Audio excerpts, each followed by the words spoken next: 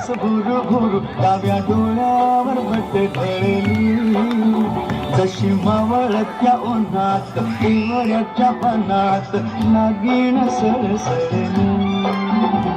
इथं कोणी आसपास ना, डोळ्याच्या कोणात हास ना, तू जरा माझ्याशी बोल ना, ओठांची मोहर खोल ना. तुला ग बघ जाता मग वळून पाहता वाट पावलात अडखळली, जशी मावळत्या उन्हात केवड्याच्या बनात नागिण सळसळली.